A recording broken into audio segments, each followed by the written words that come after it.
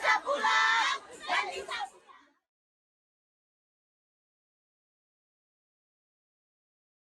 Viral di media sosial sebuah video yang memperlihatkan seorang guru menjadi korban bullying para murid. Diketahui aksi perundungan itu terjadi pada Gurusman 15 Maluku Tengah, Maluku. Guru yang menjadi korban perundungan muridnya tersebut merupakan wakil kepala sekolah di SMA 15 itu. Adapun video viral usai diunggah akun Instagram @memomedsos pada Kamis 17 Agustus 2023. Dalam video tersebut, tampak para siswa mengambil kunci motor milik guru itu. Tampak seorang murid mengambil kunci sepeda motor sang guru. Mengutip tribunmedan.com, guru yang menjadi korban perundungan oleh puluhan murid itu bernama Mariam Latansa.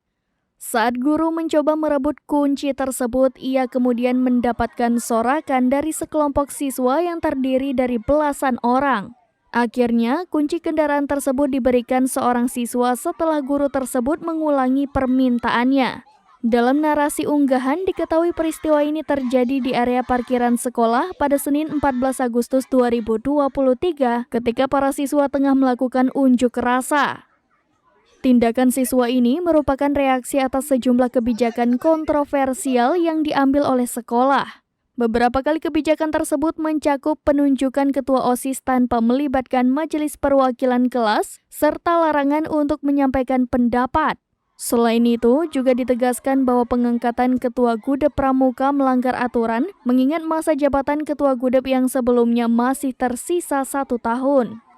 Dilansir dari tribunambon.com via Tribun Medan, Kepala Sekolah SMA Negeri 15 Maluku Tengah, Amsudin merasa sangat menyesal atas tindakan perundungan yang dialami oleh guru itu. Ia berjanji akan segera menghubungi orang tua siswa untuk menyelesaikan masalah ini. Kejadian ini juga berdampak negatif pada reputasi sekolah. Oleh karena itu, ia berharap pertemuan dengan orang tua siswa akan menghasilkan solusi terbaik. Bisa.